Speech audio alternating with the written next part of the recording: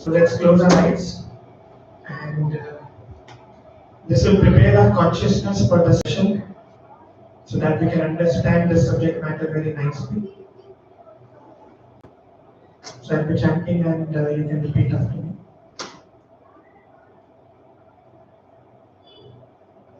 Hare Krishna, Hare Krishna, Krishna Krishna, Hare Hare, Hare Rama, Hare Rama, Rama Rama, Hare Hare. Everyone. Hare Krishna, Hare Krishna, Hare Hare, Hare Rama, Hare Rama, Rama Rama, Hare Hare, Hare Krishna, Hare Krishna, Krishna Krishna, Hare Hare, Hare Rama, Hare Rama, Rama Rama, Hare Hare.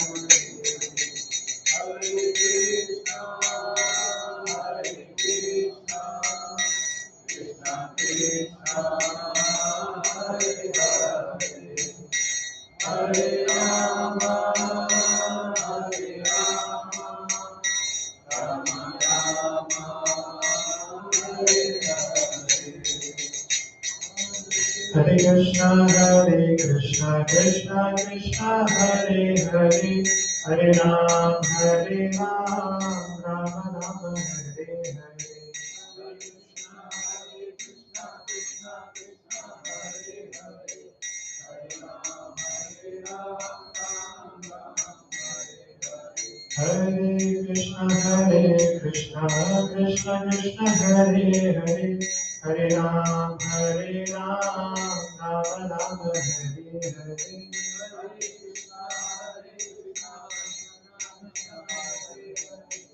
Hare Ram, Ram Ram, Hare Hare Krishna, Krishna Krishna, Hare Hare, Hare Ram, Ram Ram, Hare Hare.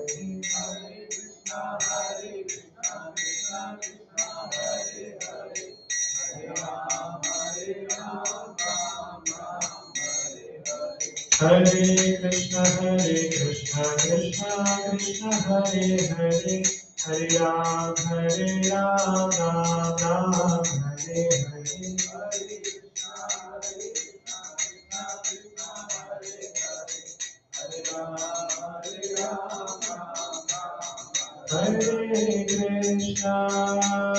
Hare Krishna, Krishna Krishna, Hare Hare, Hare Rama, Rama Rama, Hare Hare. All together. Hare Krishna, from the heart.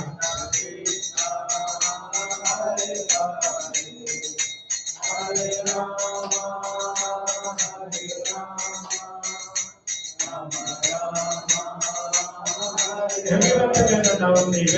Hare Krishna, Krishna Krishna, Hare Hare, Hare Rama, Rama Rama, Hare Hare.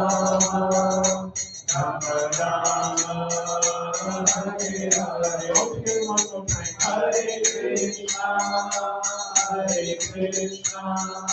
Krishna Krishna, Hare Hare, Hare Rama, Rama Rama, Hare Hare. Yogdharma Harinam Sankirtan ki Jai. Jagat Guru Shri Prabhupada ki Jai. Projector is not on.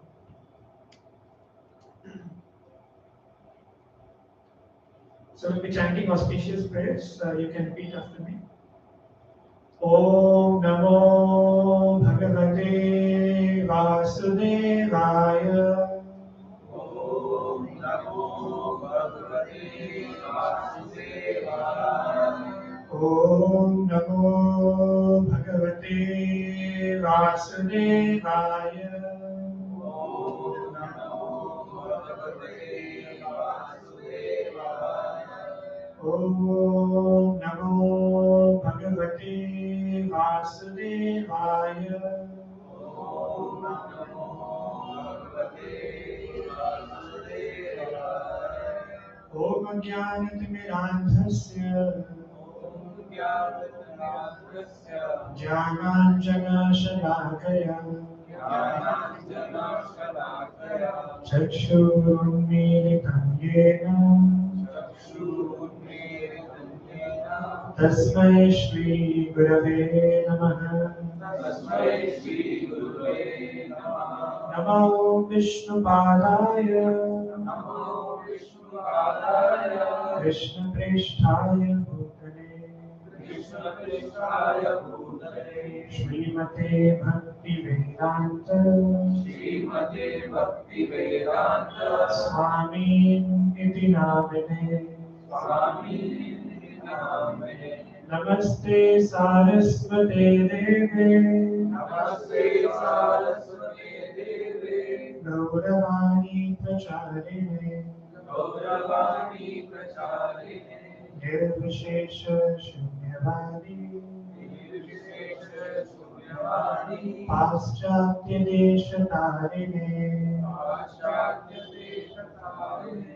Jai Shri Krishna Chaitanya Jai Shri Krishna Chaitanya Prabhu Nityananda Prabhu Nityananda Shri Advaita Gadadhar Shri Advaita Gadadhar Srivasadi Gaura Bhakta Vrinda Srivasadi Gaura Bhakta-vrinda. Hare Krishna Hare Krishna Hare Krishna Hare Krishna Krishna Krishna Hare Hare Krishna Krishna Hare Hare Hare Rama Hare Rama Hare Rama Hare Rama Rama Rama Hare Hare Rama Rama Hare Hare. Mukam karoti vacharam pangam vande Yat kripatamaham vande Shri Guru Dinapani Paramananda Madhavam Shri Chaitanya Ishwaram.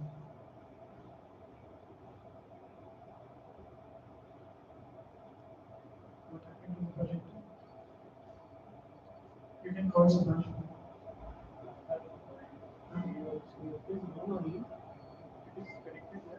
Yes, it should come first.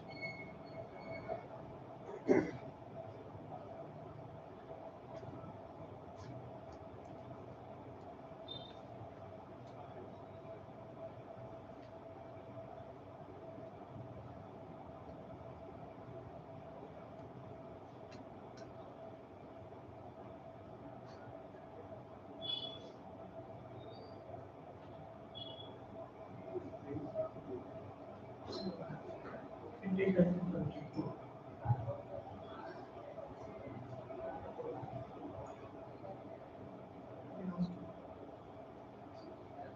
Okay, so before the product is getting fixed, uh, we'll try to. Okay, let me ask this question. What is the topic for today? You must have seen the message, right? On the WhatsApp. Exploring the inner self. Okay. So let me ask you this question. What do you mean by this topic? What do you expect today's content or subject? Any white guesses? Anything? Huh? Anything? To know ourselves. To know ourselves. Okay. What to know about ourselves? What exactly? What is the purpose of soul? What is the purpose of Ourself. ourselves? Ourself, soul, and soul, internal soul. Internal soul. Okay. That's very interesting. Okay. Anyone else? No, the eternal soul. Eternal soul. Eternal soul. To understand about that.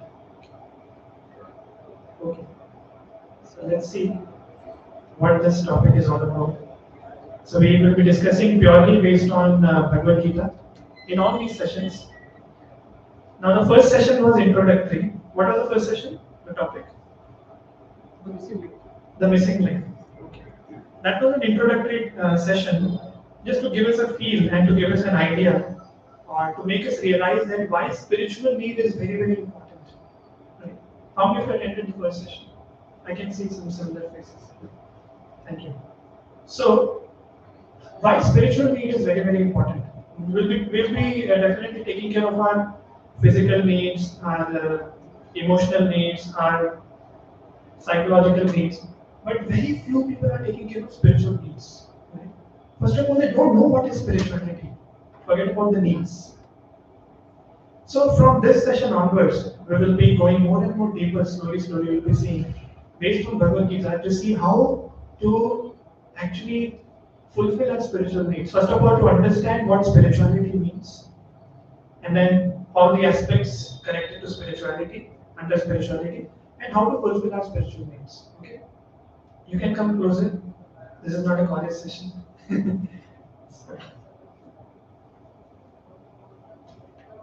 Okay. So today's topic is exploring the inner self.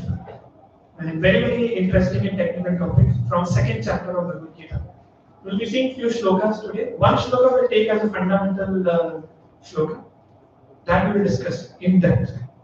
But there will be many more verses. We'll be taking those references to help this particular help understand this topic better. We dedicate this presentation to His Divine Grace, A.C. Bhakti Vedanta Swami Srila Prabhupada. Because without the mercy of Srila Prabhupada, we would not be sitting here today. This hope which Srila Prabhupada has created is incredible. Srila Prabhupada once said that we are creating a home, a shelter where the whole world can reside. And practically it is true. Nowadays you can see that this Hare Krishna movement is spreading all across the world. You can name any country and you will find some ISKCON temple there, some devotees practicing there. At least someone. In China also, in Pakistan also. In Pakistan there is a nice temple in Karachi. So there are many countries where this Hare Krishna movement is spreading. And there's a prediction, it will spread. Nobody can stop it. Because the Shastras are predicting it, and the Acharyas have predicted it, and the Lord Himself has predicted it. So nobody can stop this. So if we become a part of this movement, and our life transforms, such a great fortune we have. Because this age of Kali is so degrading. Day by day degradation is coming and contamination is coming and creeping in. Today we had a very nice festival. Today is a very nice auspicious day of Nityananda Trayodashi. I will not be knowing about Nityananda Prabhu. We chanted this prayers like Jai Shri Krishna Chaitanya Prabhu Nityananda. So Nityananda Prabhu is Lord Balaram himself. Lord Balaram appeared as Nityananda Prabhu in Kali Yuga. So, Lord Balaram is the primary guru or spiritual master of everyone. And all the different acharyas are representatives of Lord Balaram. And finally, Lord Krishna. So, Srila Prabhupada, as a representative, he has given us these teachings so that we can understand scrutinizingly, very technically, and also we can apply these in our lives. Right? So, let's start today's topic. I'll ask you a question again. So let's be interactive. Let's be open. So you can see, right? The money comes as a tortoise in the pocket, but it goes like a rabbit. It goes out like a rabbit from the purse. So let me ask you this question. Let's say your friend comes to your PG or your flat or wherever we are staying, and he gives you 1 lakh rupees. Then please keep this cash for 1 week. After 1 week, I'll come back and I'll take it back from you. Okay. So let's say you keep that money, 1 lakh cash, very protected in a protected way throughout the week, and you keep monitoring that. Now, after 1 week, let's say your friend comes back and he asks for the money. So, will you give? Yes. Okay, let me give you another. Okay, how will you feel when you give that money back to your friend? What will be your feeling inside when you're giving it back? Yeah. Huh? Huh? Relief. Relief. ना कि कोई आना चाहे और चोरी नहीं करने लगे। ऐसे भाग ले और भाग निकल यहाँ से। दोबारा मत देना लोग पैसे है ना इतना पूरे पूरे एक week I'm not able to sleep only because of you. I will be relieved. Okay. Second situation. Let's say you win a lottery of 1 lakh rupees. You win a lottery. And now that 1 lakh rupees is with you in your home. And it gets stolen somehow. So how will you feel? Very bad. Very bad. Okay. Why you didn't feel bad in the first place? The money is going to win. In the first case, the money was not ours, so we lost nothing. Right. But this case, we won something, so then it became ours. Okay. So it became ours, and then now when we are losing it, we are feeling bad. Okay. So why do you think we are feeling bad in the second case? Any answer? Any guesses? And not in the first case? It became my money. Huh? It became my money. It became my money. Okay. Okay. So why? So it became my money. So why I'm feeling bad when it is going to win? Little more deeper. Can you answer a little more deeper? We expect something to buy something. And We expect something. to buy something. Okay. Like, Oh, with that money. with But that now money, if they're lost, then it can will not be able to buy anything. Okay. At least with that money. Okay. we expected something. No? Okay. So basically, if we try to see carefully, we developed attachment with that money. So attachment is that one word which controls how we feel, how our thought process will be, how our consciousness will be. So attachment is that particular aspect.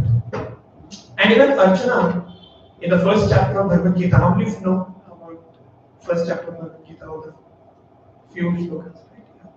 So Arjuna, in the first chapter of Bhagavad Gita, he gives so many reasons to Krishna that I will not fight because of these reasons.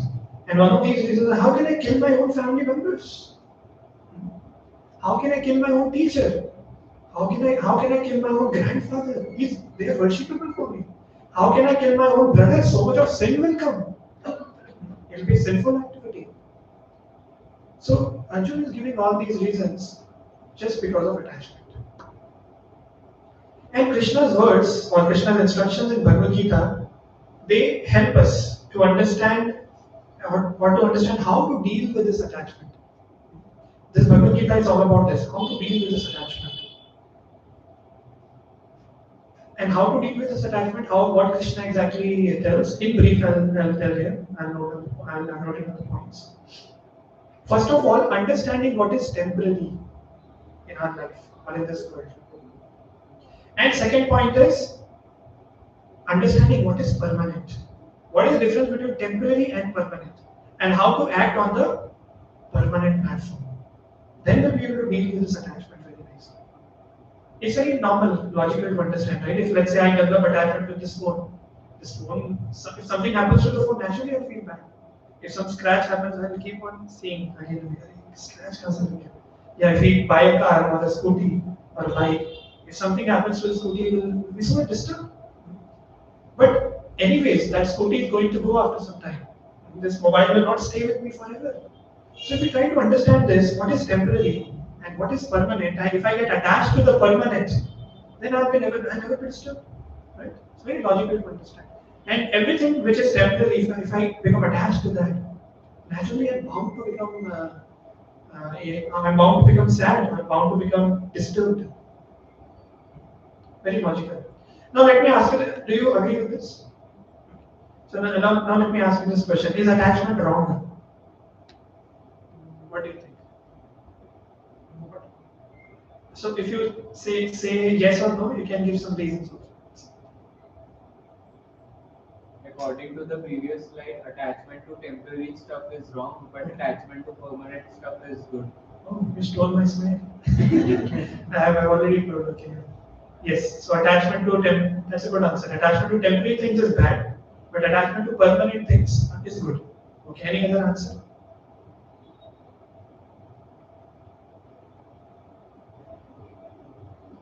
Or you agree with Garth, right?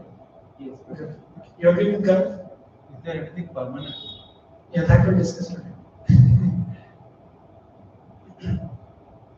So, for example, let's say we travel in train or bus, whatever, sort of like. So, let's say we get assigned, a seat gets assigned to us for let's say 2 hours or 3 hours or 1 day or whatever, 2 days or some number of hours. And let's say we reach a destination and we get down from that bus or train or whatever, and we start asking this question that, oh, what is happening to that seat? That seat should be alright. Nobody should come and sit on it. That is my seat. Right? If we ask this particular question, am I a foolish person or intelligent person? Foolish. Because that seat doesn't belong to me. It's temporary. It was assigned to me temporarily. Right? So similar way, when we get attached to the temporary things, it causes suffering. Attachment is not bad. This is the answer to the question. Firstly, we need to understand that attachment is not bad. Because if there is no attachment, we cannot prosper, we cannot act only. Attachment has to be there. So first of all, if somebody comes and tells you that spiritual life means no attachment, that's wrong. This is a myth. Attachment has to be there in life. Without attachment, we'll be dead. We'll be dead. We'll be like a stone. A stone doesn't have attachment to anything. Wherever you throw the stone will go away, right? But as human being, as a sentient being, as a living entity, it's bound. We are bound to have attachments.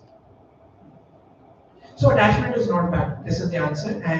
But attachment to temporary things is the problem, and that causes suffering. Understood? So that's why this session is very, very important to understand what is permanent and what is temporary. Now you ask this question, what is permanent? So now you'll get the answer slowly. So we'll try to explore the inner self. We'll try to understand our inner self. And try to understand what is temporary and what is permanent. And how to get attached to the permanent. For this, so this topic brings us to a very, very important subject matter, which is discussed in second chapter of Bhagavad Gita. When Krishna starts speaking after Arjuna gives so many reasons, so Krishna is like, bol. मैं कुछ नहीं बोलूँ, तो जो बोला बोल. Then after that, when Arjuna stopped, when he just vomited everything out in the first chapter, in the second chapter, in the few initial shlokas, Krishna starts speaking. Before that, Krishna never spoke. He was just listening to Arjuna very peacefully. So as soon as Krishna started speaking, he started speaking about this subject matter of body and soul, of temporary and permanent. That's why this becomes the basis of our spiritual life. It's a fundamental topic. So I'm very happy that you have come today. Because if you don't understand this, if you have missed this session, then it will be difficult. So let's start. So we'll be discussing about body and soul, first of all, as a primary subject matter. We'll try to understand that first of all from common sense perspective and logical, from logic point of view. So let's do one activity, okay? So please point to your right hand. Point to your right hand. To your right hand. Yeah, to your right hand. Where? Okay, like this. Point to your left hand. Point to your left leg. Point to your chest. Point to your body.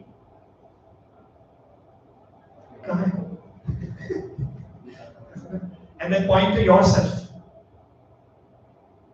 Body in the essence. One time my mentor was taking this session and then he asked, point to your body. One person did like this and point to yourself.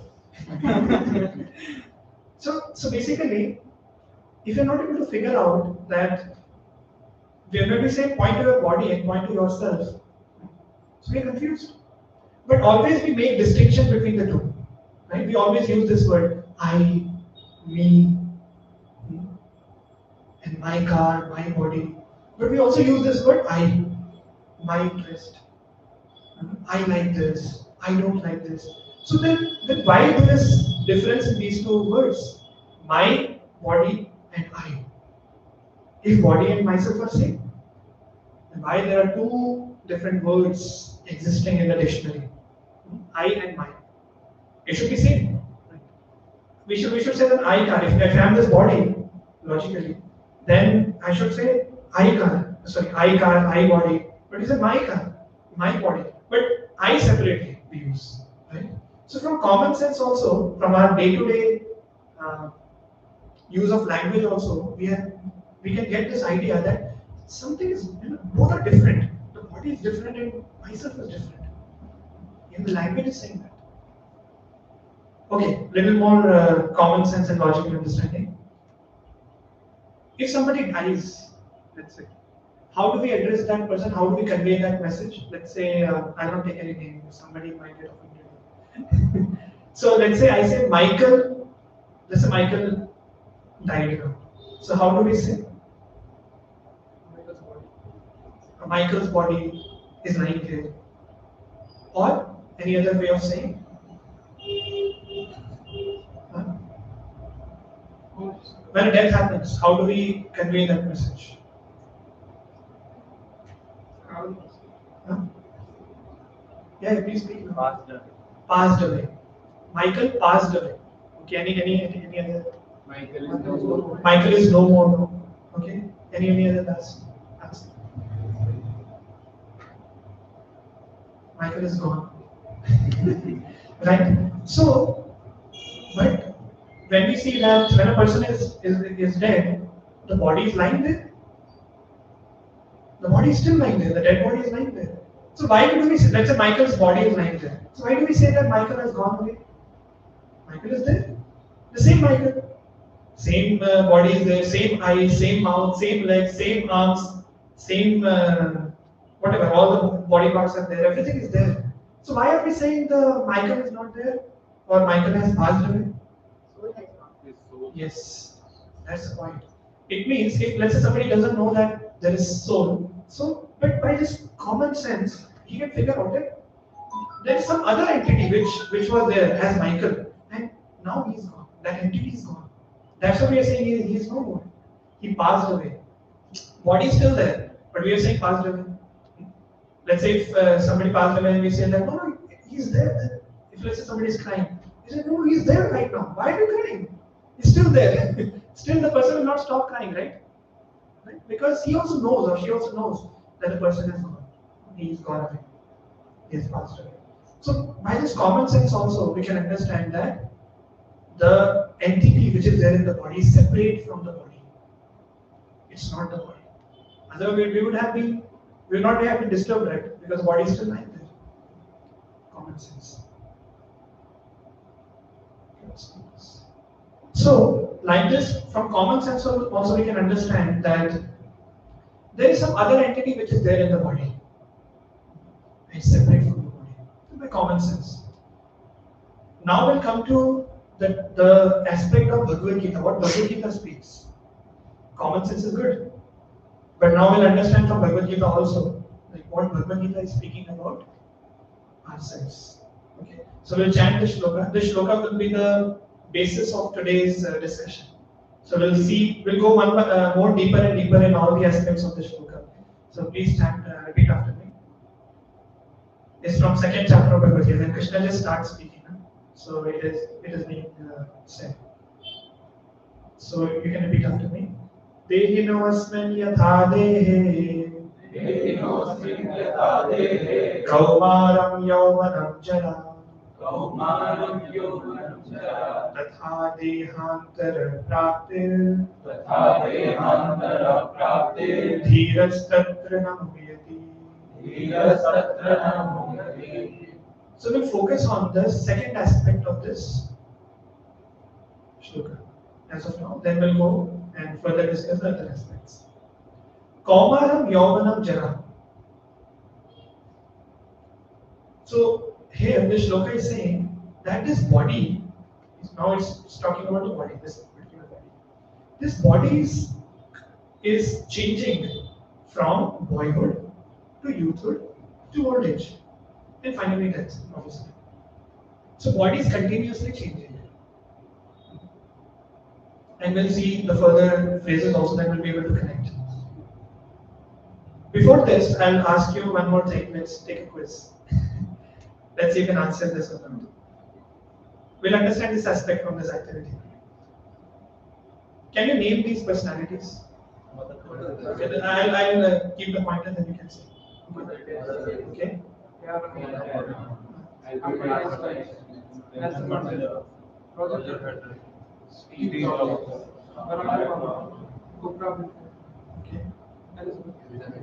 Elizabeth. Okay. Queen Elizabeth. Now one more quiz. I am showing you the childhood picture, the boyhood in the shloka, right? You can see. What are the three things? Boyhood to youthhood to old age. I'll show you three pictures. Let's do this activity, right? So then you can tell me, I'll not show the final picture, which I showed in this slide. And you have to figure out which personality is this. Again, the same personalities, but you need to figure out. Okay, so the first set of pictures. Who is this personality? So same personality, but different phases of life. Huh? Mother Teresa. Is it clear? Somebody colorblind, I think. Einstein. Okay, Einstein.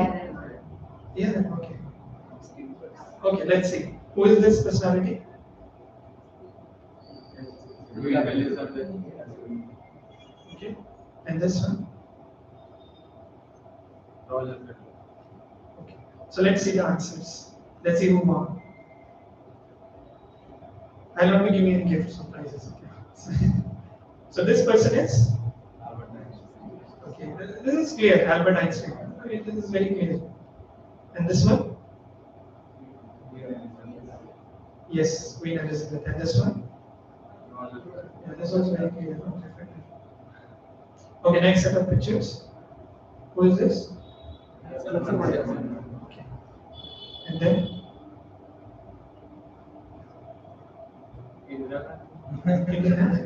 Sorry, Mother Teresa. Okay. And this one? Okay, let's see the answers. This is Nelson Mandela, very quite clear. This one is Mother Teresa. I think most of you are wrong in this. And then Barack Obama.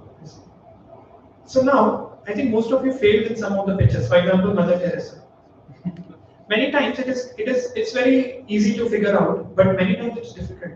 Like in case of Mother Teresa, it was very difficult, right? Very difficult.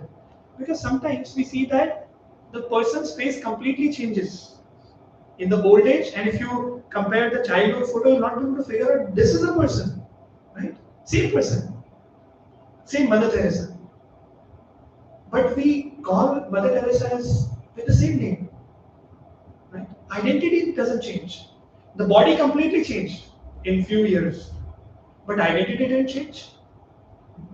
We should change the name also, right? If the face changes, if the appearance changes, the body is growing and growing, the face is changing and changing. कुछ लोग मोटे हो जाते हैं, कुछ लोग पतले हो जाते हैं. So completely, body is completely changing gradually, but identity is still same. We are not changing the name of the person. वो अलग बात है कि इंडिया में थोड़ा चेंज हो जाता है. Documents में कुछ और, रियल कुछ और, शादी के बाद कुछ और. That's okay, but the identity doesn't change. Identity remains the same person.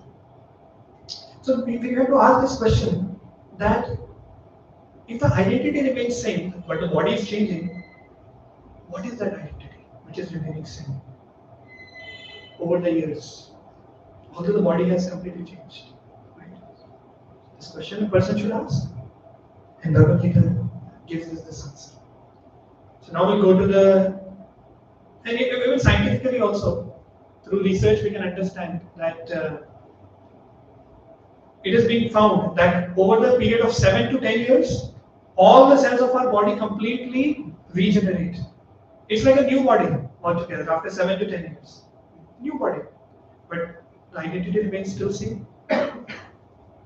So what is that which is keeping our identity same? Even the body is changing. So the first aspect of the shloka, Dehino Asmin Yatha Dehi. Now just focus on two words here. First is Dehi and second is Dehi. Now Krishna is using two words, two different words. Dehi and Deha or Dehi. It's Deha.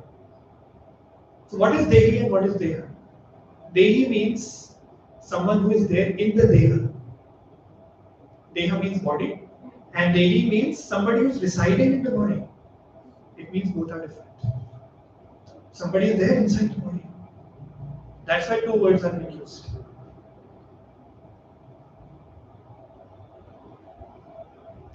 Let me ask you, so we'll go more deeper into this aspect of Dehi and Deha.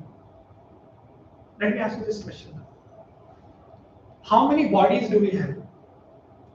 I'll give you option. 1, 2, 3, or pata nahi. So how many of you say that there is only one body? We have only one body. Okay. How many say that there are two bodies? No? Two bodies? You don't have good. Two bodies are one. Right? Many youths say that we are one. We are two, but we are one. Okay, so we are not talking about that here. But how many say that there are two bodies? I have two bodies. No? Okay, how many of you say that three bodies? No? Everybody is having only one body? I thought some people would be having two or three or more also. And how some other people छोड़ो यार अभी कुछ प्रसाद जल्दी मिल जाए बकवास करे जा रहे हैं इतनी देर से हमको फर्क नहीं पड़ता जितने bodies So we already spent 20-25 years in this body, so let's continue. Let's take prasad and let's leave. But yes, it's very important to understand that there are two bodies which we are having with us. And what are those two bodies? Let's try to see. One is subtle body and one is gross body. Okay? And these bodies are like a covering, two coverings over the spirit soul. Now if we try to map this terminology with this, so Dehi is nothing but soul, spirit soul. That's what the scriptures talk about. Atma, the spirit soul.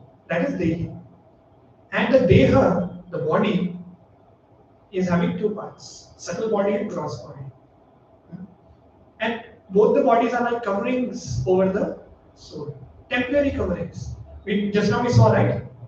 Kaumanam, Yauvanam, Jana. The body is completely changing, continuously changing. And finally it dies also. It is temporary. So these two coverings are temporary coverings over the soul. But the soul is permanent. That we'll also see next. And we'll try to understand what is gross and subtle body. You can note it down actually. So one more shloka to understand these two coverings. So this comes in 7th chapter of Bhagavad Gita. Please repeat after me. Bhumirapo nalo vayuhu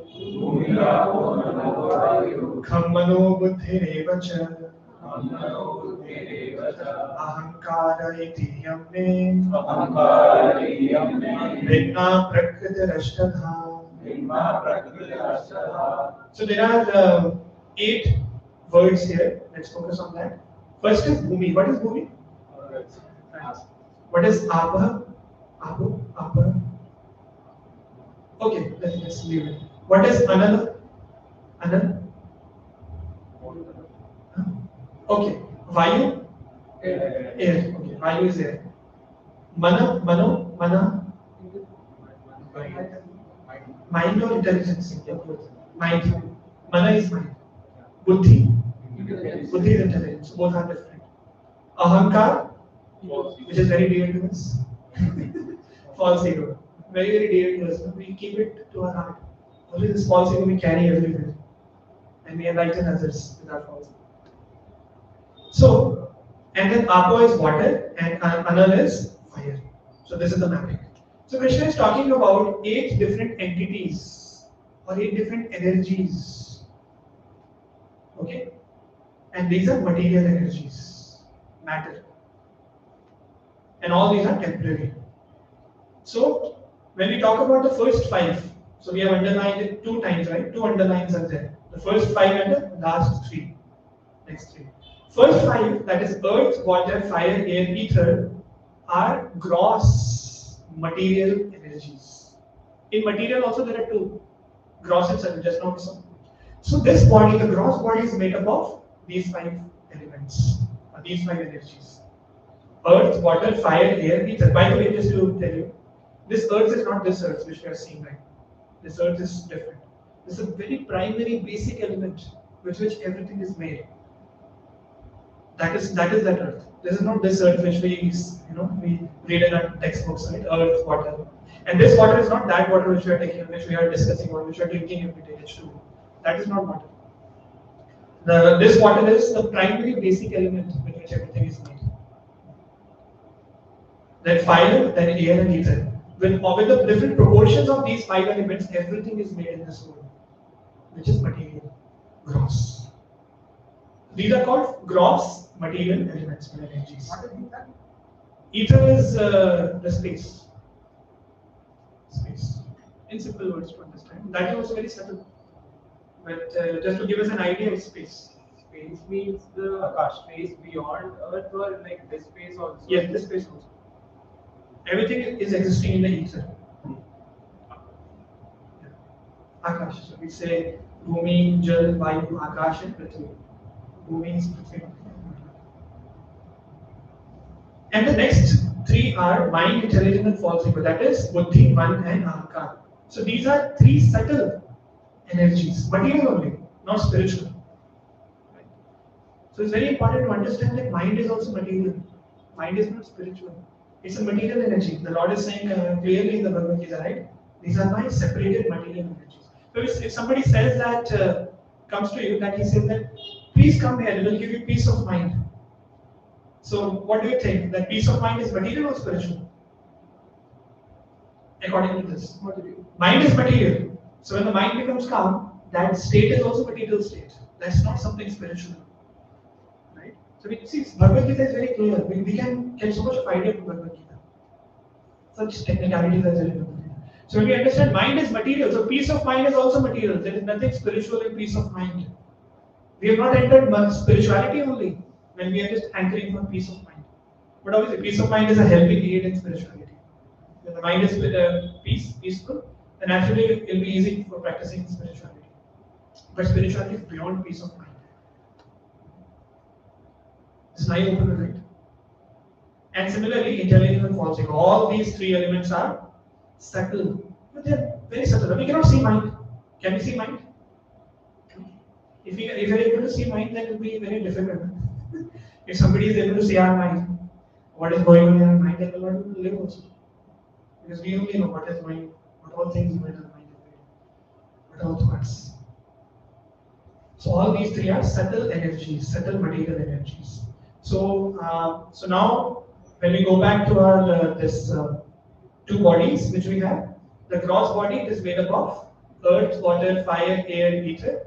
It's like a primary covering over the soul, and there is one more secondary covering over the soul. The second covering is made up of mind, intellect, and false ego. So these are the 2 coverings over the soul. But everything is material here. Yeah. We'll take questions at the end. You can note it down.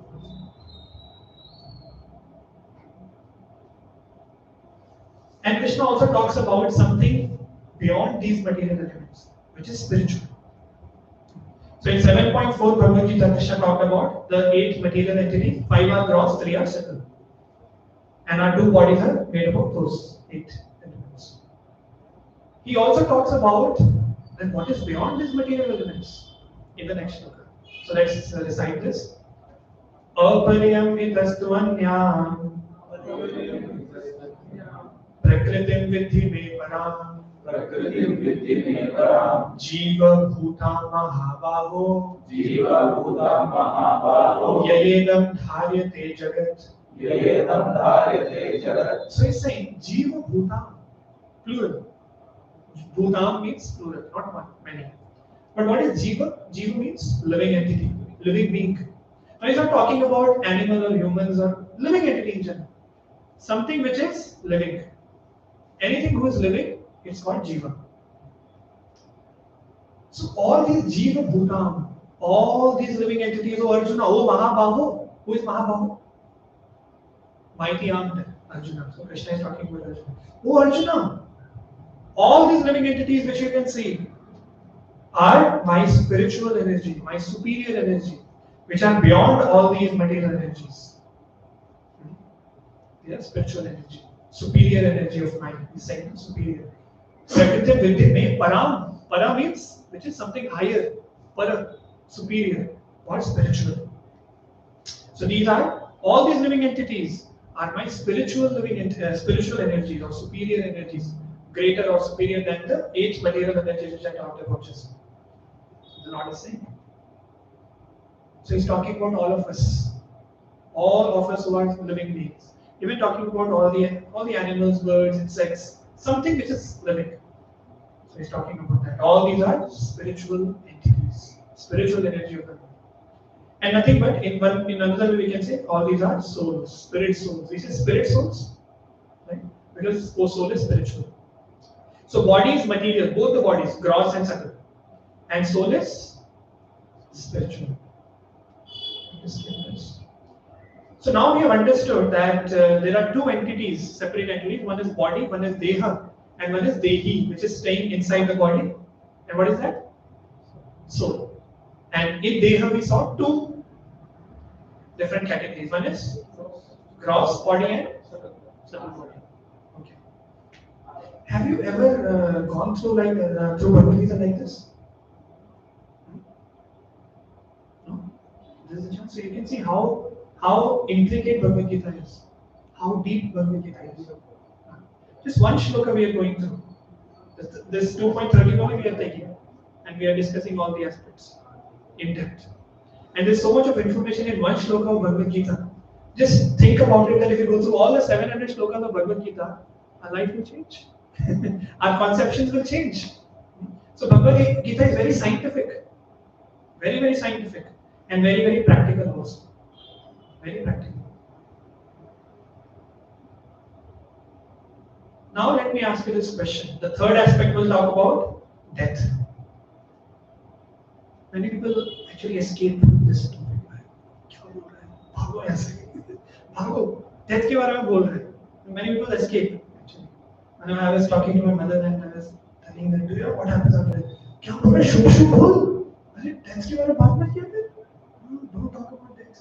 शुभ शुभ बोलो, अच्छा बोलो, अच्छा सुनो, अच्छा खाओ. This is a fact. This is a reality. We need to talk about it because death comes for everyone. It's inevitable. So we need to understand this, and we need to ask this question: that what will happen to me after death? And a person who is on the path of spirituality, he will ask this question. It's a fundamental question.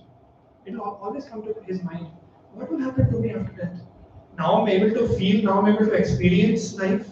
Now I'm able to talk. I'm able to see everything. Will this now I'm able to be conscious? I'm conscious now. Will everything cease? Will everything end after death? This is injustice by the nature. Right? Now we did so much to sustain ourselves, right? Struggling hard in our office and earning money, and then keeping the family, maintaining the family, and eating every day to maintain the body, and searching out ways to be happy in life. So this question should come like, will everything end? Just these few years, I'll be conscious. Then after that, it'll be like a dead zone. So this thought should come in our mind.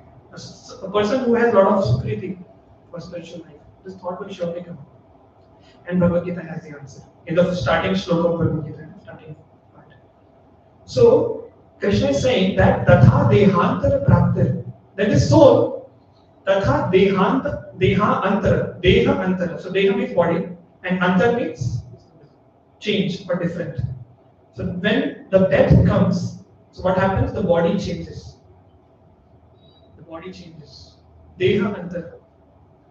this body which we have right now, this body will be left behind. That's what we see, right? When a person dies, the dead body will be there. The person is gone. The soul is gone. But where has the soul gone? So here Krishna is saying, Deha Antara Prapti, he's gone to another body. Now the question might come that which body he will be going to? The soul will be going to, right? After coming out from this body, which body? That we'll discuss in next session. So like this, Bhagavad Gita is so nice, so scientific, so sequential. So at every step, when we ask questions, Bhagavad Gita will reveal all the answers. Slowly, slowly. That's how we should read Bhagavad Gita. And we'll be enlightened. And this shloka is very hopeful also. So I was actually having this question in my childhood and also in my college days. So when I got to know about this shloka, I was very happy. So what happened is my father, he got a heart attack and then he left. He actually left the body in my first year of engineering. So at that time I was having this question. It was burning in my consciousness that where is my father now? Where is he? And where all my relatives are and all other people who are dying? Where are they right now? This question was there. And where will I be after that? So then when I got to know about this shloka, I was very hopeful. My father is there in some other body. He's there. He has not died. So we never die. So when we get this understanding that I will never die, it is so hopeful. I will never die. A soul never dies. A soul just changes the body. That's it. The body dies. And I am not this body. I am separate from the body. So when we get this realization, this understanding, it's so nice. A person naturally becomes happy by understanding this, even theoretically. But when a person realizes this practically, he gets the realization, oh, then it will be so nice. So amazing. So we can actually understand this pictorially also. So we have one small animation. What happens at the time of death? So we have gross body, right? Gross body. And inside this we have, subtle and gross both are there. And inside we have soul. Soul is like primary entity and we are souls. And over there are two couplings, gross and subtle, that we have discussed. Now what happens after death? What do you think? Will the gross body will be going ahead with the soul? Yes or no? No. Why? Because we have seen practically, the body is still there and the person is gone. The soul is gone. Yes. So Atma goes away, but the gross body is still there. But let me ask you this question: what happens to the subtle body? Will the subtle body also be left behind, like the gross body? Yes. Yes or no? How many say yes? Subtle body is also left behind, and gross body is also left behind. And what? How many of you say no? Subtle body, something happens. I don't know, but something happens. It is not left behind, but it goes with the soul. Okay, only one person. Two people. Sometimes goes. Or sometimes. Who decides sometimes when it will go in and not go? Okay. Okay, thank you for the answers. Actually, at the time of death, the gross body, that is understood. It goes away. It is left behind, it dies. But now the question is, what happens to subtle body? So when the gross body is left behind, the old gross body, there is a new gross body which is there, where the soul will go. Now we talk about subtle body. So both the subtle body and both the subtle body and the soul will go to the next gross body.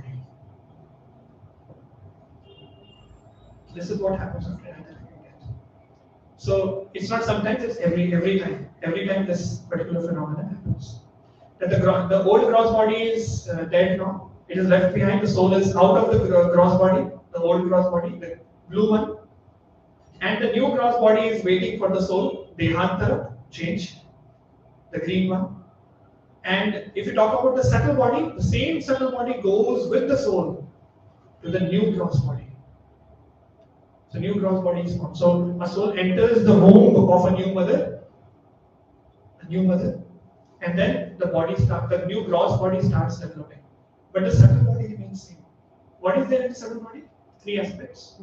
Mind, intelligence, also. So now we understand that the same mind will go with the soul to the next gross body. Same intelligence, same falsehood. That's why we are able to see that many people have different talents starting from the childhood.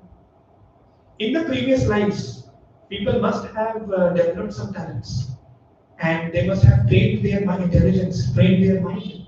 And the same mind is going to the next body in the next life. Same intelligence is going. So that's why people are able to have children are able to have so many talents. We have seen here that some children are able to play some musical instruments, right? And so many other different kinds of talents. This is the answer. Yes. So this is the answer. Because same mind is going to the next life, next body. Same intelligence. That is what left behind. But the body is new, the gross body is new. So this brings us to a very nice topic called the mystery of reincarnation. Reincarnation. Punarjanma. With this aspect we can understand that how Punarjanma happens. And even many material scientists, the material scientists are also researching on this reincarnation, Punarjanma. There is one very nice, very important, very famous professor. He's not there now. He passed away. His soul passed away in 2007, to be specific. Body got left behind. But he has studied over 3,000 plus reincarnation cases all over the world. And he has written so many books also on reincarnation. He has proven that reincarnation is true. He's a material scientist. He is not someone spiritual, right? But he has proven reincarnation just by research. One of the case studies which he has written, personally he has gone through this case study. So we'll just discuss quickly. One person named Deep Kapadia. I think now he's there now also. You can search about Deep Kapadia. So he was a student of arts in Rupanand College in Mumbai. So his family was in Mumbai and he was born and brought up in Mumbai. And when he was 3.5 years old, a small child, children just start speaking, they learn to speak at that time. Very small, right? So at that time, when Deep was 3.5 years old, a small child, at that time, because they were staying in Mumbai, so the parents were Marathi, but he started speaking Marwari out of nowhere. Now the parents were confused that we are Marathis. We have never taught him Marwari. So how is speaking Marwari? Rajasthani language. Marwari. How is speaking? Who has taught him? He is here at home only all the time. Who is speaking? And 3.5 is like just nursery, right? Nursery time. So इतना जल्दी तो मुझे नहीं लगता कोई मराठी में मैं कर्नाटक में I'm staying for in Bangalore I'm staying for 5 years now, more than 5 years. I have not learned Kannada till now. But a small child, we cannot expect from a small child, right, to learn a particular language so quickly, how to speak. But he started speaking Marwari at 3.5 years, and then he was always saying that I want to go to Udaipur. I want to go to Udaipur. Udaipur. He's always taking this name Udaipur. The parents were completely confused and they were completely bewildered. And somebody advised them that there is one professor called Dr. Ian Stevenson. He is researching on reincarnation, and he has a team who always comes to the venue, to the spot, and they study this and try to figure out this case. So they approached Dr. Ian Stevenson, and his team comes to Mumbai. And when the team comes to Mumbai, and so they say that don't stop him. Whatever he's saying, let's do that. Let's follow him, and let's see what happens. So he was saying that I want to go to Udaipur. I want to go to Udaipur. So they boarded a train, and they were going to Udaipur from Mumbai. And just before 2 or 3 stations, I think 2 or 3 stations, the small child, 3.5 years old child, he said that Udaipur is about to come. Udaipur is near. He told them, and this team actually they were appearing like they don't know anything. They were just assisting him to go to it. That's it. So then when Udaipur came, he told us Udaipur has come. Udaipur. And they boarded the train, and and he guided all the way to one house. That there is a house where we have to go, the destination. And then they reached that particular house. They knocked the door. One 32-year-old, at that time 32 years old, when he was 3.5 years old, one 32 years old man opened the door. And this deep embraced that 32-year-old person. And this deep revealed that he's my son. The parents started crying. So, you are my son and you are 3.5 and you have a son which is 32 years old. How is it possible? Right? So he told her, yeah, this is my son. And then he also showed many things in the house. He guided this team and the parents, current parents also. He showed so many things in the house which they never expected. And that's how they came to know that this is a case of reincarnation. And you can find this. There are so many articles about Deep Kapadia. And currently his name is Pannalal Agarwal. This is the current name in the next life. This is the name of his personality, Pannalal Agarwal. And he was a security officer in the last life. In the previous life he was Pannalal Agarwal, now he's Deep Kapadia. And he was security officer at Udaipur Fort Museum. Udaipur Fort Museum, he was security officer. And he showed so many things in the museum also. And he took birth in Mumbai next life, and then he remembered his past life. So this is a reincarnation case, and there are so many cases like this. And Dr. Ian Stevenson has written so many books. You can search about him. Life before life, right? Reincarnation, and so many other books also. Children who remember previous lives, many lives, many masters. Children's past lives. So all these books are written. Some of these books are written by Dr. Ian Stevenson. This one, so many others. Yeah, we'll discuss about that. So you're asking that we will take the questions later. We will discuss about this. That why this happens. Some people remember their child previous lives, and some people don't. I do remember my previous life. We'll discuss about this. And also, one more important thing is phobia. Many children or many people have phobia. Like I have one phobia. I am very fearful of height. I don't know whether something must have happened in the previous lives.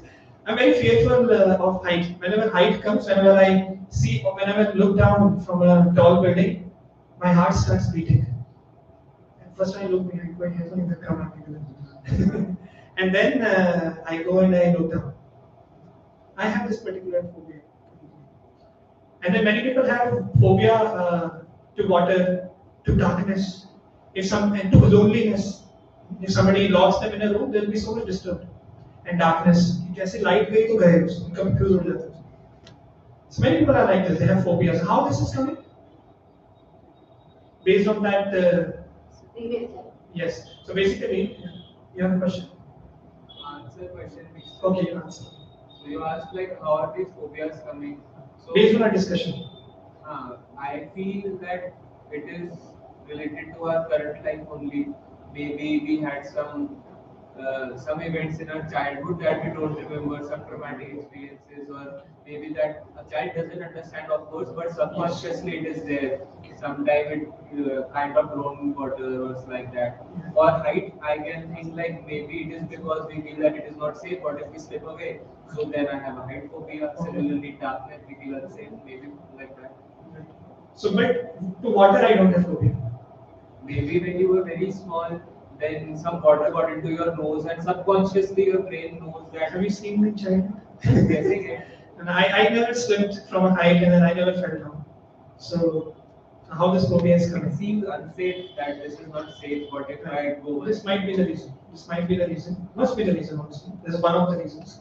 But another reason is, as per our discussion, that the subtle body transfers, same subtle body transfers to the next life. So the phobias must be there, or something must have happened in the past life, in one of the past lives, and then that impression is there still in the mind, or subconscious mind, or intelligence, whatever. Somewhere in the mind, somewhere in the subtle body. Same subtle body is going to the next life. This is the answer. Because sometimes very small children, nothing has happened to them till now. But still they have phobias. What is the answer to that? In current life, they don't have some bad experience. But still people have phobias. Before any experience in this life also. Some bad experience. This is the answer. So this is how we can understand it scientifically. Now it is answering the questions. Subtle body is going from one body to another. Same subtle body, same mind. So all these impressions which are there in the mind are going in the next life. So I'll be able to experience that only. So that's the answer. You understood now? See, this is an eye-opening session.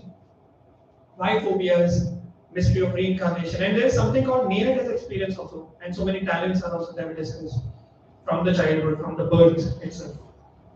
Near-death experience, right? This is also one very profound topic. When a person is clinically dead, the ECG and EEG go flat, the lines are flat, the doctors have declared him dead, completely dead, but still a person comes back to life. It has happened many times. There are so many cases like this. And there's one video I'll show you. Can you put the mic on the speaker? Yes, mic is there. You can turn it on, just keep press it for the time.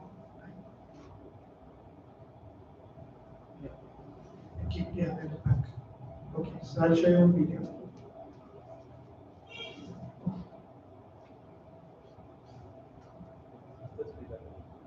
Yeah, this is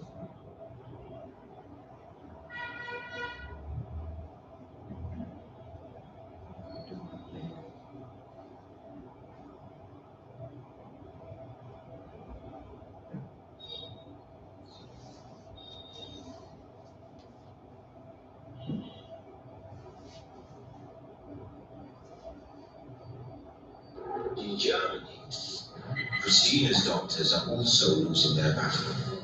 Her heart will not restart. She has just minutes before her brain too shuts down.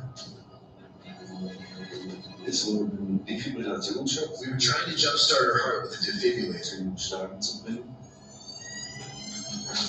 Gleichzeitig We gave her several drugs. Seite Medikamente. Der Patientin hatte zu viel The patient had lost too much blood.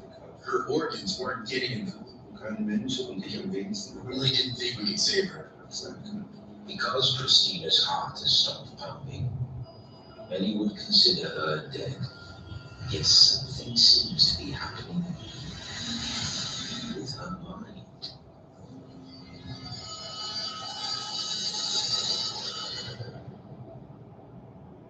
Das nächste, was ich wieder weiß, ist, ja, dass ich unter der Next thing I know, I was hovering underneath the ceiling of the room. I could see down on myself laying on the operating table. And I saw the surgeons and heard them talking to each other. The scenario was pretty hectic. I realized that this was about life or death. To help understand near-death experiences, some researchers focus on the content of these episodes.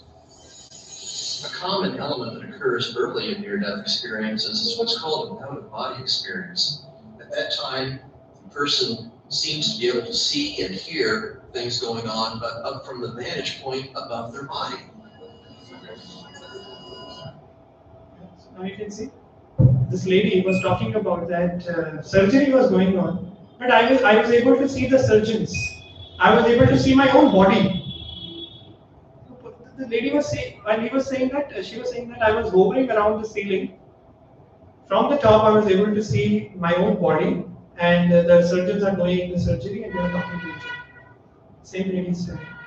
So who was that entity who was seeing from the above separately that the body is there and the surgeons are there? So this one out of body experience. So sometimes the soul comes out, and then so we'll talk about this. Sometimes it happens that the destiny is not there to die now. So the person actually, the soul comes back to the body, and the ECG starts going, so the spikes start coming. It happens. This is called near-death experience, and many people have shared this. Or the out-of-body experience. This is another phrase which is pretty similar to near-death experience. A person, the soul comes out of the body, he is able to see everything around, and he goes inside the body again. Something very strange, but it happens. It's a fact. There are so many case studies for near-death experience also you can go through. And finally, we'll stop here with this particular aspect. So we started with the shloka, now we're ending with the last phrase of the shloka. Dhiras tatrana muhyati. After understanding that I am the spirit soul, and over me there are two coverings. One is gross body and second is subtle body. Subtle body and gross body, both the bodies are temporary. The deha is temporary. It is changing from boyhood to youthhood to old age. And finally, the gross body dies. But the soul passes from one body to one gross body to another. Deha antara prapta. Right? And finally, after understanding this, a person who understands all this phenomena, he realizes this particular fact. That person becomes dhira. He'll become very stable in life. Because that person will understand that I'm not going to die. I will never die. It's just a body. This is just a change of the body. Then what is death? If somebody asks you what is death, death is nothing but change of body. That's it.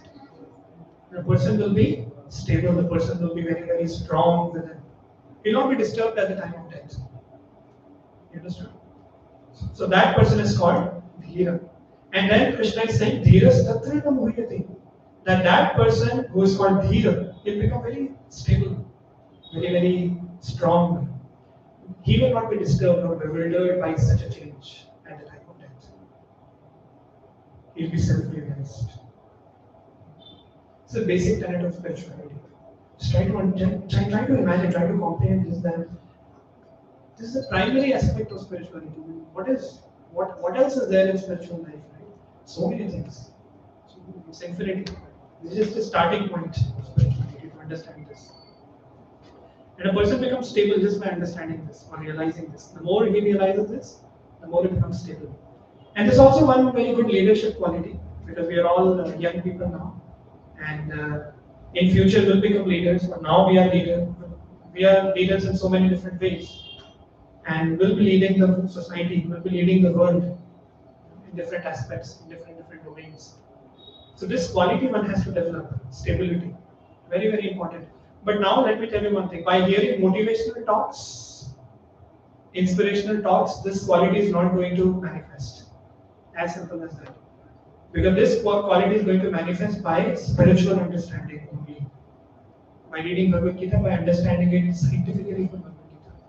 By this we can become stable. On the material platform, if we hear some motivational speaker, then nothing will happen, nothing will change. For some time we'll get some kick and back to normal track. How many of you experience this? एक motivational speech सुना, उसके बाद तो आज से तो हम पूरा वर्ल्ड कैप्चर करेंगे, उसके बाद अगले दिन से वही सेम स्टार्ट होगा. Because that will not bring the change. That is temporary. We need to understand this. But Bhagavad Gita's message is permanent. This particular aspect is permanent. This will change our life. This will bring stability in our life. Right? So very, very important. So that's why we say we are not the human beings with spiritual experience. We are spiritual beings. We are actually spirit souls currently with human body, temporary human body. So we are getting some human experience. The animals, the other souls who are in the animal body, they are getting animal experiences. But they are also souls. So we are spiritual beings, spirit souls, currently with human experience. So this is how our conception changes. And there are many practical benefits for this by having this understanding. Universal brotherhood. We'll understand that everybody is a spirit soul, right? So all these differences and all will go away on the level of body. That you are American, you are Indian, you are Pakistani, you are this, you are that, you are dark, you are white. All this will go away because we understand everybody is. You are rich, you are poor, you are healthy, you are unhealthy. No, everybody is a spirit soul. This is the message of Bhagavad Gita. So Bhagavad Gita is very broad. It gives us a broad perspective about life, and our consciousness broadens. Our consciousness broadens. We are able to see everyone as same spirit soul on the spiritual level. Secondly, it will give us. Will rise above inferiority complex. Sometimes people come and bully us. They say you are useless. You cannot do this thing also. Or somebody says that you are physically challenged, or you are this, you are that. So to be able to understand this, that Body is temporary. Let the people say whatever they want to say. Body will go away after some time. Let me not get disturbed by this, because I am a spirit soul. This will help us. Positive outlook and attitude towards life will be, our consciousness will be very positive, constructive. We'll be able to help others also, because we'll be able to understand that everybody is a spirit soul. We'll not be able to create differences on the level of body or hate anyone on the level of body or religion or whatever. Doesn't matter. Because Bhagavad Gita is for everyone. It's beyond all the religions of this world. And finally, right use of resources. When we understand that everything is the Lord's energy. Everything is made up of earth, water, fire, air, ether, mind, intelligence, false ego. And the spiritual energy, the spirit souls are also energy of the Lord. So then everything is an energy of the Lord. Then let me use everything very nicely. Let me not waste water. It's an energy of the Lord. Let me not waste food. It's an energy of the Lord. So this is how our consciousness changes by Bhagavad Gita. So Bhagavad Gita is very practical, very scientific, and very, very helpful in our life. We'll discuss more in few subsequent sessions. Now we'll stop here. So we'll stop here. Any questions? Maybe some few questions we'll take and we'll go for mantra meditation. Yeah, you had some questions. What is the difference between death and birth? Okay, you can take mic. Maybe somebody can circulate the microphone. You can tell your name and then you can ask. My name is Bablu Kumar. Actually, I need to know the difference between death and birth of related to years. How many years they are changing from this body to this body. Okay, when a person takes birth, can you please turn on the mic? You can turn on the mic. So your question is, when a person takes birth, when a soul gets into a particular body, gross body, and the body develops, birth happens in the womb of a mother, then how can we or how to know that when the body will die? After how many years? After how much time? So according to Shastra, it is said that number of years are not fixed. That after 60 years I will die, after 70 years, that is not fixed. Number of breaths are fixed. How many breaths we will take? That is fixed. Even though there is a lot of oxygen in the environment, but still, if the destiny is there, that if destiny says that now your quota is done, you cannot take even more breaths than this. Let's say 50 trillion breaths. So after 50 trillion breaths, one has to die. The body will stop taking breaths. Now, And the gross body will stop. after that, it immediately change. Yes. Now that is a profound topic where the soul will go, in which body. Immediately goes to which body? Immediately or after some time? Yeah, so that's a profound topic. So there are many things in between also. It goes to next body surely. But what happens between that? It is talked about in Garuda Purana.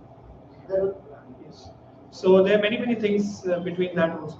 The journey of a soul from one body to another. So that we'll discuss some other time.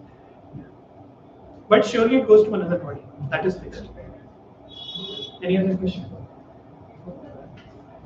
So you can tell your name and then you can introduce yourself. Hello. Hello. Hare Krishna, Prabhuji. So my first question is in the continuation to his question only. It is very stupid. I saw it in some reel. Some man was saying our number of breaths are fixed, so I should not exercise. I will breathe slowly. Is that true? So when we practice yoga, so कोई बोलेगा कि कपालभाति योगा करेंगे हम जल्दी सांस ले रहे हैं ना तो तुम मर जाएंगे जल्दी मत करो प्राणायाम. It's not like that. So the number of breaths means the amount of vayu which we will be taking. If we take let's say smaller breaths, but the air also goes less. So we need to understand in that terms that it's more deeper in that way. It's not just number of years or number of breaths. Obviously, number of breaths that Shastra talk about, but we have to go more and more deeper and need to understand that. So amount of air which one takes, so that is fixed in that way. So that is meant by number of breaths. And actually, so because of that, yogis, right, when the Ashtanga yogis especially, they try to control their senses. They try to control the mind and the senses. So many yogis, actually, there's so many yogis still now, till date, who are living in the higher altitudes and Himalayas and all those things, all those places. So they're still there. They're living from hundreds of years.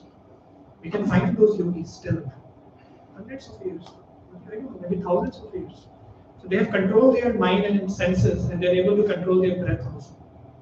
Sitting, without eating anything, without drinking water, without taking breath also. Or they are able to prolong like this, and they're able to sustain. So they have increased their lifespan like that. It's possible. So through Ashtanga yoga, it is possible. Thank you. And another question is, when we discuss the three energies which are the part of our subtle body, right? Three energies? Yeah, the mind, intelligence, and false ego. So isn't false ego part of our mind only? Like, No. How is it differentiated? So yeah, so okay, we'll discuss more about this in next few sessions. We have a dedicated session called Mind Your Mind. Okay. So I think 5th or 6th session in the series. Now it is 2nd session, right? So slowly we'll go. One question is, All the three are different. yes, And all the three are separate entities. That's why Krishna is talking about 3 entities. Otherwise, you would have only one entity.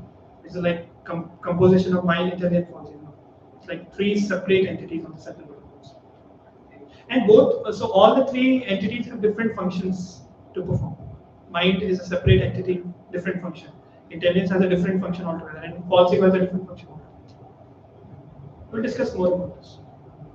okay, one question is that when we discuss that both our subtle body and soul goes to next body after death, this was very surprising to me that our subtle body also goes to our next death, right? Because people don't read Bhagavad Gita. And we yes, and we saw an example, and you talked about naturally talented people and everything. Why are these cases so rare to notice? If everyone is getting passed on, then everyone should have some other natural talent that they developed in some lifetime. So why do we see these cases so rarely? Yeah. So talking about talents, some people get highlighted because if they have extreme talents, those people just come out on the surface and they get highlighted. But many people have different talents, at a lower level also, to some degrees. So degree may vary. Right? Or maybe they have a talent, but in this lifetime they could not have any chance to go in that direction, so it never came out. Maybe it may happen. But definitely the impressions are there in the mind. So based on that, it is selected. And so I am taking a lot of time. So we'll take 2 more questions. I think 1 more question is there. Yeah. So let's give chance to everyone. And if you have some more questions, then we can sit together and discuss during Prasadam also. Hare Krishna, Prabhuji. Am I audible? Yes, yes. Yeah, this is first time I'm coming here. So the question that is there in my mind, our mantra, that is Hare Krishna, Hare Rama, Hare Rama. Okay, Maha mantra. So what is the meaning of Hare in that? Is that Radha inside that? Because this is a question came from my son and daughter. My daughter is just 3.5 years. She was asking what is the meaning of this Hare Krishna. She might be a devotee from previous life. Might be, yeah. Yeah. So yes, so this is not from this topic which we discussed today. But yes, I'll just brief upon it. So yes, Hare means Srimati Radharani. So Hare is the energy of the Lord, to be more specific. Now we'll be doing the mantra meditation now. So we have 3 names there: Hare, Krishna, and Ram. So Krishna and Ram are the Supreme Lord, the names of the Supreme Lord, and Hare is the energy of the Supreme Lord. So when we address the Supreme Lord, we always address the energy also. Right? So the meaning of Hare Krishna Mahamantra is that, O energy of the Lord, Hare, O Supreme Lord, Krishna, Rama, please engage me in your service. Engage me in your service. So I'm a servant, and please engage me in your service. So like that. So Hare means the energy of the Lord, internal potency of the Lord. But yes, so we can discuss more about this. I have a question. Yes. Yeah, Thank you. So any last question? We can prepare for mantra meditation. Prepared already? So you can all stand up. We can stretch our legs and hands and we can relax so that we can prepare ourselves for mantra meditation.